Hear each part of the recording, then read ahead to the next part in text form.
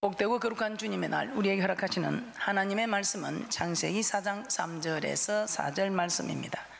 세월이 지난 후에 가인은 땅의 소산으로 제물을 삼아 여호와께 드렸고, 아벨은 자기도 양의 첫 새끼와 그 기름으로 드렸더니 여호와께서 아벨과 그 제물은 연락하셨으나, 예배 드릴 때 계속해서 예배가 성공해야 인생이 성공한다는 이 말씀을 가지고 연락되어지는 예배를 드리기 위해서 예배의 육하 원칙에 대해서 계속해서 말씀을 듣고 있습니다. 그래서 오늘 말씀의 제목은 예배 드릴 때 무엇으로 예배를 드리는가? 삶과 예물로. 예배 드릴 때 삶과 예물로 드리는 예배임을 말씀을 통해서 깨닫고 은혜 받는, 그대로 실천하여 예배가 연락되어지는, 예배가 성공함으로 인생 성공하는 귀한 분들이 되시기를 주님의 이름으로 축복합니다. 자, 오늘 우리는 본문 말씀에서 참으로 예배가 연락되어지는 예배가 있는가 하면은 연락되지 않는 예배가 있다는 것을 우리는 알게 되었습니다. 자, 출애굽기 3장 12절에 우리 하나님께서는 모세를 세워서 보낸 증거가 내 백성으로 하나님을 섬기게 하라. 우리 하나님께서 주의 종을 보낸 증거도, 주의 종을 세운 증거도 하나님의 백성들이 하나님을 잘 섬기게 하라고, 이것이 주의 종을 세운 증거이며 모세를 보낸 증거라고 말씀하고 있습니다. 하나님께 예배를 드릴 때 삶과 예물을 드려야 되는데, 그럼 이 예물은 어떤 삶과 어떤 예물인가를 한번 살펴보도록 하겠습니다. 이 성경에 보면 시대별로 이 말씀이 다 되어 있습니다. 그래서 오늘 첫 번째 창조 시대를 한번 살펴보도록 하겠습니다. 창조 시대, 가인과 그 제물, 아벨과 그 제물에 대해서 한번 살펴보도록 하겠습니다. 자, 창세기 4장에서는 가인의 제사와 아벨의 제사에 대해서 나오고 있습니다. 창세기 4장 1절에서 5절 말씀을 다시 한번 보도록 하겠습니다. 창세기 4장 1절에서 5절 합독합니다. 시작. 아담이 그 아내 하와와 동침하매 하와가 잉태하여 가인을 낳고 이르되 내가 여호와로 말미암아 덕남하였다 하니라. 그가 또 가인의 아우 아벨을 낳았는데 아벨은 양치는 자였고 가인은 농사는 자였더라. 세월이 지난 후에 가인은 땅의 소산으로 제물을 삼아 여호와께 드렸고 아벨은 자기도 양의 첫 새끼와 그 기름으로 드렸더니 여호와께서 아벨과 그 제물은 연락하셨으나 가인과 그 제물은 연락하지 아니하신지라. 가인이 심히 분하여 안색이 변하니. 가인과 아벨 모두 하나님께 제사를 드렸습니다. 가인은 농사하는 자였기 때문에 땅의 소산으로 드렸고 아벨은 양치는 자였습니다. 그래서 양의 첫 새끼와 기름으로 드렸다고 합니다.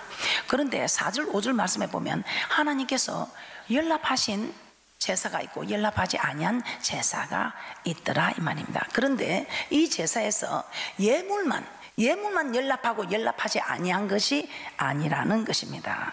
자, 하나님 말씀에 아벨과 그 제물은 연락하셨으나 아벨과 그 제물은 연락하셨으나 가인과 그 제물은 연락하지 아니하신지라. 그러면 제물만 연락하지 않은 것이 아니고 아벨과 그 제물, 가인과 그 제물, 이 말이 무슨 말입니까? 이 말은 아벨과 그 제물, 가인과 그 제물, 이 말씀을 볼 때에 아벨과 아벨이 드린 제물, 가인과 가인이 드린 제물, 이것을 구별하여 말씀하고 있다는 것입니다. 자, 여기는 어떤 의미가 있을까요? 하나님께서 가인과 그 제물을 연락하지 아니한 것은 가인의 행위, 그의 삶이 악하였기 때문인 것을 여기서는 나오지 않습니다. 그런데 요한 1서 3장 12절에 가면 저는 이 악한 가인이 예배가 연락이 되지 않자 심히 분하여 아우 아벨을 죽이게 됩니다. 그래서 저는 아우 아벨을 죽여서 가인이 악한 자가 된 줄 알았습니다. 그런데 그게 아닙니다. 요한 1서 3장 12절에 보면 이 가인은 악한 자에 속하여 예배가 연락되지 않으니까 의인을 죽이게 된다는 것입니다. 그래서 이 가인의 예배가 연락되지 아니한 것은 물질도 귀한 것을, 좋은 것을 드렸다는 것이 없습니다. 그런데 삶도 악하였다는 것입니다. 그래서 우리 하나님께서는 이 악한 삶을 살아오는 예물을 하나님께 받으실 만한 그런 예물이 아닌 자기 것으로 취하고 하나님께 대강대강 드리는 이런 예물이 아니라 하나님께서 명하시는 대로 살아가는 삶과 하나님께서 명하시는 대로 드리는 예물을 기뻐 받으신다는 것을 오늘 말씀을 통해서 우리는 깨닫게 되는 은혜와 축복이 있는 줄 믿습니다. 이 아벨은 어려운 자라는 말씀이 성경에 계속해서 나오고 있습니다. 반면에 가인은 악한 자에게 속하여 그 아우 아벨을 죽였으니. 여러분 어떻습니까? 여러분의 삶은 지금 악하다고 생각합니까? 어렵다고 생각합니까? 이 아벨은 어렵다고 기록이 되어 있습니다. 이 어도 하나님을 믿으니 이것을 어로 여긴 이 어도 있지만 신명기 6장 25절에서는 하나님의 명령을 지키는 이 지키는 자가 어렵다함을 얻을 것이 아니냐.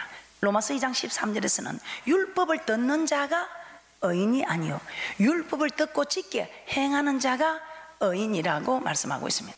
오늘 이 아벨은 말을 잘 들었습니다.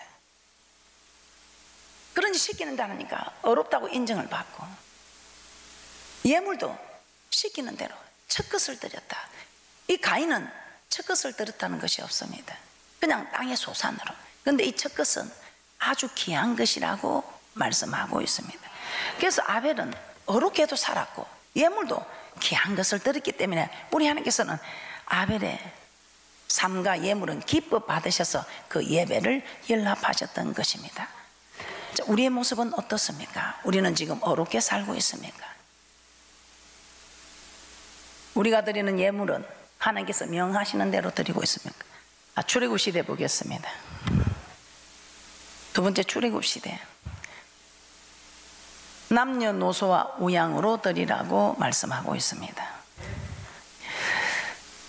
예배에 대한 정확한 개념은 성경 66권 중에 이 출애굽기에서 보면 잘 알 수 있습니다. 우리 하나님께서 이스라엘 백성을 택하시고 구원하신 목적이 하나님을 섬기기 위해, 즉 제사드리기 위해, 즉 예배드리게 하기 위함이라고 계속해서 말씀하고 있습니다. 그렇다면 출애굽기에서는 하나님께 예배드릴 때 무엇으로 드리라고 말씀하고 있습니까? 자, 하나님은 애굽에서 고통받던 이스라엘 백성들을 구원하시기 위해서 모세를 바로에게 보내시며 이스라엘 백성을 보내라, 그들이 나를 섬길 것이니라, 이렇게 계속해서 말씀하십니다. 출애굽기 10장 8절 합독하도록 합니다. 출애굽기 10장 8절입니다. 시작. 모세와 아론을 바로에게로 다시 데려오니 바로가 그들에게 이르되 가서 너희 하나님 여호와를 섬기라. 갈 자는 누구누구냐? 갈 사람이 누구누구냐 이 말입니다. 바로는 가서 너희 하나님 여호와를 섬기라 말하면서 갈 자는 누구누구냐. 그때 모세의 대답이 출애굽기 10장 9절입니다. 합독합니다. 시작. 모세가 가로되 우리가 여호와 앞에 절기를 지킬 것인즉 우리가 남녀노소와 우양을 데리고 가겠나이다. 모세는 여호와 앞에 절기를 지키기 위해 남녀노소와 우양을 데리고 가겠다고 합니다. 남녀노소와 우양으로 하나님을 섬길 것이다 이 말입니다. 다시 말해서 희생을 된다. 자, 남녀노소로 하면 남자나 여자나 어린아이부터 저 노년에 이르기까지 모든 사람, 이 모든 사람이 하나님께 개개인으로 나가서 하나님을 섬겨야 된다 이 말입니다. 집안의 대표로 부모님만 가고 뭐 남정만 가고 하는 것이 아니고 남녀노소 개개인 모두 하나님 앞에 하나님을 섬기러 가야 된다 이 말입니다. 이 말이 무엇입니까? 우리가 한 주간 동안 살아온 우리의 삶을 오늘 주님 앞에 가지고 왔습니다. 이 몸이 나왔다는 것은 한 주간 동안에 내가 살아온 삶을 주님 앞에 가지고 나옵니다.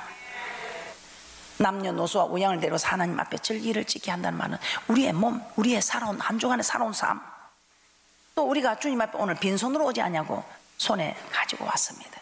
우리가 하나님께 희생을 드리는데 우리의 몸, 즉 우리의 삶, 하나 찔림을 받을 때 두 개 찔릴 힘이 있지만 참고 온 이 삶, 내 배가 고픈데 이 배를 채우지 않고 주님 앞에 오늘 또 우리는 빈손으로 나오지 않고 주님 앞에 하나님께서 명하시는 대로 예물을 가지고 나왔습니다. 자, 출애굽기 10장 24절에 출애굽기 10장 24절에 이 말씀이 있습니다. 한번 보겠습니다. 출애굽기 10장 24절입니다. 합독합니다. 시작. 바로가 모세를 불러서 이르되 너희는 가서 여호와를 섬기되 너희 양과 소는 머물러 두고 너희 어린 것은 너희와 함께 갈지니라. 저희들이 너무나 잘 알면 마귀의 세 번째 작전입니다. 마귀가 첫 번째, 두 번째, 세 번째, 네 번째 작전으로 살펴올 때 이 작전이 지금 세 번째 작전에 해당됩니다. 여호와 앞에 절기를 지키기 위해 남녀노소 우양을 데리고 가겠다는 모세의 요구에 바로는 남정만 가서 여호와를 섬기라, 남정만 가서 여호와를 섬기랍니다. 그런데 우리 하나님께서 메뚜기 재앙과 흑암 재앙을 내리자 이제는 남정뿐 아니라 좋다 어린 아이들까지 데려가라. 아이고 어린 아이들까지 데려가라. 그런데 네 번째 작전이 나옵니다. 그런데 남녀노소 다 가라. 그렇지만 우양은 두고 가라, 물질은 두고 가라는 것입니다. 양과 소는 재물은 남겨두고 몸만 가서 여호와를 섬기라. 어린아이까지 다 데려가도 좋다. 그 메뚜기 재앙과 흑암 재앙이 임하자 바로가 또 한 걸음 물러갑니다. 출애굽기 10장 25절에서 26절 말씀 한번 보도록 하겠습니다. 너희 어린 것들은 데리고 가라 이 말입니다. 좋다, 내가 남녀노소까지는 허락한다. 그런데 우양은 머물러 두라. 그러는데 우리 하나님은 모세를 통해서 뭐라고 말씀합니까? 출애굽기 10장 25절에서 26절 말씀 합독합니다. 시작. 모세가 가로되 왕이라도 우리 하나님 여호와께 드릴 희생과 번제물을 우리에게 주어야 하겠고 우리의 생축도 우리와 함께 가고 한 마리도 남길 수 없으니 이는 우리가 그 중에 취하여 우리 하나님 여호와를 섬길 것임이며 또 우리가 거기에 이르기까지는 어떤 것으로 여호와를 섬길는지 알지 못함이니이다 하나. 어떤 물질로 가지고 하나님을 섬길지 모르기 때문에 왕이라도 여호와께 드릴 희생과 번제물을 우리에게 주어야 하겠고 우리의 생축도 우리와 함께 가고 한 마리도 남길 수 없다고 그렇게 말합니다. 그러면서 그 이유는 무엇이라고 합니까? 이는 모든 생축을 한 마리도 남기지 않고 데려가야 하는 이유는 그 중에서 취하여 여호와 하나님을 섬길 것이다 이 말입니다. 가나안 땅에 이르기까지 우리 하나님께서 어떤 것으로 하나님을 섬기라 할지 모르기 때문에 이 말은 이 모든 우양은 하나님을 섬기기 위해서 하나님 우리에게 주신 것이다 이 말입니다. 그러니 하나님의 것이니 하나님께서 하나도 남김없이 가지고 가야 되겠다는 것입니다. 지금 우리가 교회 생활하면서 우리 하나님께서 명하시는 대로 물질을 들여서 하나님을 섬겨야 한다는 것입니다. 또 우리가 저 가나안 천국, 지금 우리가 저 천국에 가기까지 우리 하나님께서 어떤 것으로 우리에게 요구하실지 모르기 때문에 우리는 주를 위해서 모든 것을 준비하고 있어야 돼요. 남김없이 모두 가지고 가야 한다는 것입니다. 그래서 결론적으로 남녀노소와 우양을 데려가서 여호와 앞에 절기를 지켜야 한다는 말은 하나님께 예배를 드리되 반드시 우리의 몸, 즉 삶과 우리의 예물, 재물, 이 예물을 하나님께 함께 예배를 드려야 한다는 것입니다. 하나님께 드릴 희생 우리의 삶입니다. 하나 찌르면 두 개 찌를 힘이 있지만은 찔림을 당하고 주님 앞에 주님 때문에 참았습니다 하고 오는 그 삶을 우리 하나님께서는 어렵게 사는 삶이라고 그 삶을 받아주시고 내 배가 굶주려서 채우고 싶지만 내 배를 채우지 않고 주님께서 원하시면 주님께 드리는 이 예물을 받으시고 오늘 이런 사람의 예배를 받으시고 예배가 성공하니 우리 모든 인생이 성공한다고 말씀하고 있습니다. 신약시대도 어떤지 한번 살펴보도록 하겠습니다. 신약시대도 뭔가 예물입니다. 가인과 아벨의 제사와 출애굽 사상을 통해 하나님의 절기, 하나님 앞에 우리가 드려야 할 희생에는 우리의 몸, 즉 삶과 우리의 예물 이 두 가지가 있음을 우리는 알게 되었습니다. 그렇다면 신약시대는 어떻는지 로마서 12장 1절에서 2절에서도 우리 하나님께서는 이렇게 말씀하고 있습니다. 너희 몸을 하나님이 기뻐하시는 거룩한 산 제사로 드리라. 이는 너희의 드릴 영적 예배니라.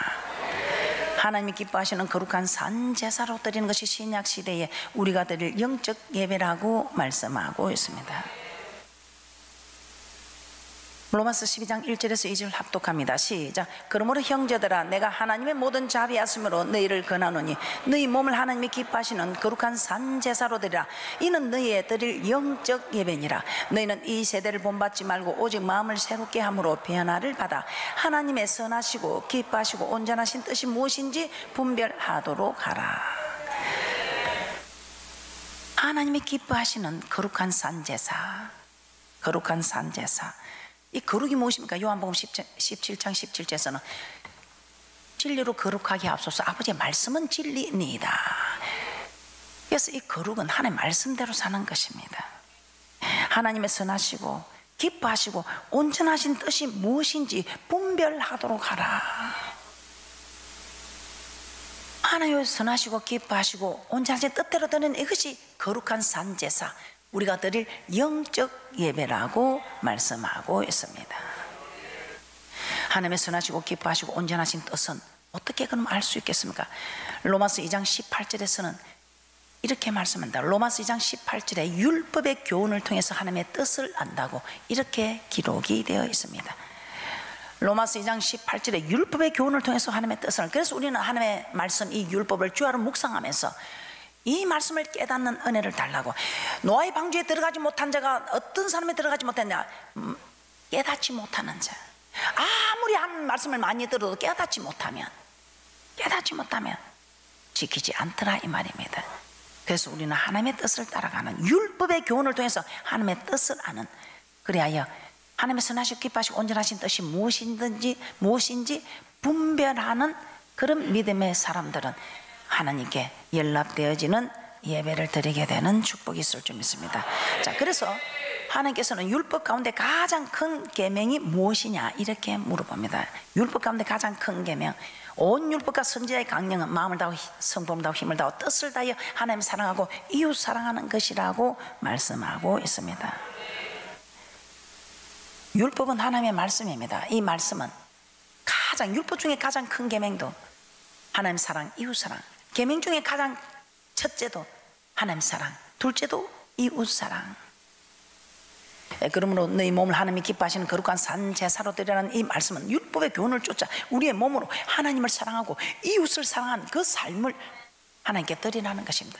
그래서 우리는 이웃 사랑이 무엇입니까? 이웃 사랑, 원수 만들지 않는 것이 이웃 사랑입니다. 원수 만들어 놓고 원수 품어주는 이것이 이웃 사랑이고, 원수 만들지 않는, 로마서 13장 8절입니다. 피자 사랑의 빛 외에는 아무에게든지 아무 빛도 치지 말라. 남을 사랑하는 자는 율법을 다 이루었느니라. 이 율법은 사랑하는 법입니다. 그래서 이미 남을 사랑하는 사람은 율법을 다 이루었다 이 말입니다. 자, 10절 한번 보겠습니다. 로마서 13장 10절입니다. 사랑은 이웃에게 악을 행치 아니하나니 그러므로 사랑은 율법의 완성이니라. 저는 이거 하려고 했습니다. 원수 품어주는 걸, 원수 사랑은 저는 못하겠더라고. 이웃에게 악을 행하지 않느니 하지 말라는 거 안 해야 되겠다. 그러므로 사랑은 율법의 완성이다. 어떤 악을 행하지 말라고 합니까? 9절입니다. 합독합니다. 시작. 간음하지 말라, 살인하지 말라, 도적질하지 말라, 탐내지 말라 한 것과 그 외에 다른 계명이 있을지라도 내 이웃을 내 자신과 같이 사랑하신 그 말씀 가운데 다 들었느니라.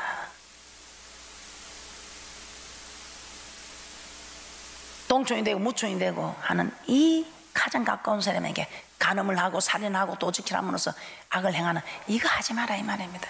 그리고 이제는 동촌에서 떠나 1촌, 2촌, 3촌, 4촌, 5촌 이웃에 가지 까면 이게 이웃사랑, 악을 행하지 않는, 원수 만들지 않는 이런 사람이 행여나 내게 잘못되어 오는 원수도 사랑할 수 있는 사람이 되지. 원수 만들어 놓고 원수 품어주는 것도 아니에요. 그래서 저는 쓰레기를 줍자가 아니고 쓰레기를 버리지 말자. 내가 코푼 종이 좀 넣어 있을 수 있다 이 말입니다. 그런데 남의 코푼 종이는 주워서 담아있기가 심히 불편하더라 이 말입니다. 이 하나님 말씀에서 다 나온 겁니다. 이웃 사랑하는 법이 이웃에게 악을 행하지 않는가. 우리 하나님께서는 구약시대뿐만 아니라 신약시대에도 이렇게 삶에 대해서 우리 하나님께서는 이런 예배를 드려야 한다고 말씀하고 있습니다. 그리고 예물에 대해서 잠깐 말씀하고 마치도록 하겠습니다. 너희 보물을 하늘에 쌓아두라 이렇게 말씀하고 있습니다. 예수님께서 이 땅에 오신 까닭은 구약의 율법을 폐하러 온 것이 아니고 이 율법을 완전케 하기 위한 거 마태복음 5장 17절에 말씀하고 있습니다. 예수님의 십자가 사역으로 말미암아 더 이상 지킬 필요가 없거든. 구약의 율법도 있습니다. 그러나 예수께서 오셔서 그때 법이 구약의 법에, 신약에는 이 마음의 법까지 지켜야 완전케 하신 율법이라고 말씀합니다. 그래서 구약에는 간음을 해야 간음인데 신약에 와서는 음욕을 부부도 간음이다. 이게는 그러니까 우리가 이 법을 어떻게 지키느냐 하고 지킬 수 없다고 생각합니다. 그런데 똑같은 성경을 가진 우리가 되는 사람은 되는데 왜 안 되는 사람은 안 된다고 합니까? 안 된다고 생각하니까 안 되는 것이고 된다고 생각하니까 되는 것이다. 그것도 우리 힘으로는 안 된대. 그래서 우리 하나님께서 성령 시대에 성령 하나님이 우리에게는 참으로 필요하다 이 말입니다. 내가 가야 그가 온다. 너에게 크게 유익한 일이다. 이 성령 하나님을 우리가 만나야 이 성령 하나님 우리 마음을 주장해 주셔서 이 마음의 법을 지킬 수 있다 이 말입니다. 이 같은 율법의 변화는 삶의 계명뿐만 아니라 물질의 계명에도 일어나고 있습니다. 구약시대 때는 제사장의 중보를 통해서 하나님께서 정하신 규례대로 예물을 드렸습니다. 그리고 그들이 부를 누리는 것은 말씀의 순종함으로 복받은 증거라고 하기 때문에 신명기 18장 1절부터 14절에 얼마나 하나님 네가 말씀대로 살면 몸에서 있는 토지에서 있는 짐승에서 우양식에 강주를 떠번져 쓰면서 떠냈으나 들어가도 복을 나가도 복을 받는다는 말씀을 통해서 그들은 이 땅에 보물을 많이 쌓아도 이게 부의 상징으로 부를 가시하는 내가 하나님을 잘 섬기는 믿음의 표시였습니다. 그런데 예수님께서 사역하시던 때 이 예수님께서 사역하신 때 이 바리새인들은 그래서 그 구약의 법대로 돈을 좋아했습니다. 자신을 위해서 땅에 더 많은 재물을 쌓아둬서 사람들에게 높임을 받으려고 했다고 누가복음 16장 14절에서 15절에 기록되고 있습니다. 그러나 예수님은 제자들을 향하여 무엇이라고 말씀하고 있습니까? 마태복음 6장 19절에서 20절 합독합니다. 마태복음 6장 19절 20절입니다. 너희를 위하여 보물을 땅에 쌓아두지 말고 하늘에 쌓아두라고 말씀하고 있습니다. 이 말씀에는 예수님께서 이 땅에 오셔서 율법을 완전케 하심으로 말미암아 이후로는 누구든지 하늘에 보물을 마음껏 쌓을 수 있게 되었다는 의미도 내포되어 있다는 것입니다. 마태복음 6장 19절에서 20절 합독합니다. 시작. 너희를 위하여 보물을 땅에 쌓아두지 말라. 거기는 종과 똥누기 해하며 도적이 구멍을 뚫고 도적질하느니라. 오직 너희를 위하여 보물을 하늘에 쌓아두라. 거기는 좀이나 똥누기 해하지 못하며 도적이 구멍을 뚫지도 못하고 도적질도 못하느니라. 그러면서 우리가 지금은 이전에는 구약에는 많은 사람들이 자기가 믿음을 잘 지키면 하나님께서 엄청 축복하셔서 땅에 불을 쌓아둔 이것이 자기 믿음 좋은 것을 가시하는 것이었는데 그런데 신약에 와서 우리 주님께서는 뭐라고 말씀하고 있습니까? 하늘에 쌓아두라. 이 땅에 있는 것은 네가 이 땅 떠나면 다 좀이 동록이 해야 한다. 가져갈 수가 없다는 것입니다. 그런데 저 천국에 쌓아두면 그것은 내가 도둑질도 당하지 않고 좀이 슬지도 않은 그러나 또 하나님 그곳에 쌓아두면 이 땅에 네가 나를 대접한 만큼 나도 너를 대접하겠다. 쌓아두고도 이 땅에서 풍족하게 누리게 되는 이 법이 주님께서 오셔서 우리에게 허락하신 말씀입니다. 누가복음 16장 16절에 이렇게 말씀하셨습니다. 율법과 선지자는 요한의 때까지요. 율법과 선지자는 요한의 때까지. 이 말이 무슨 말씀입니까? 구약의 모든 율법이 세례 요한의 때까지라는 뜻이 아니라 물질에 관한 구약의 법이 요한의 때까지다 이 말입니다. 자, 누가복음 16장 16절입니다. 누가복음 16장 16절 합독합니다. 시작. 율법과 선지자는 요한의 때까지요. 그 후부터는 하나님 나라의 복음이 전파되어 사람마다 그리로 침입하느니라. 율법과 선지자는 요한의 때까지다. 이 말씀은 누가복음 16장 흐름으로 볼 때 구약의 모든 율법이 세례 요한의 때까지라는 뜻이 아니라 물질에 관한 구약의 법이 요한의 때까지다 이 말입니다. 그 후부터는 하나님 나라의 복음이 전파되어 사람마다 그리로 침입하느니라. 예수님께서 하나님 나라의 복음을 전파하신 이후부터 주의 이름을 믿는 자는 누구든지 물질로 천국을 침노할 수 있게 되었다는 것입니다. 구약시대에는 제사장을 통해서 정해진 규례대로만 하나님께 예물을 드릴 수 있었습니다. 그러나 예수님의 십자가 사역 이후부터는 예수 그리스도의 이름을 믿는 자는 베드로전서 2장 9절에 너희는 택한 족속의 왕같은 제사장이랍니다. 이 왕같은 제사장인 거야. 가르치는 제사장이 아니라 이 물질을 드릴 때 제사장이 중보 없이 우리가 직접 제사장이 되어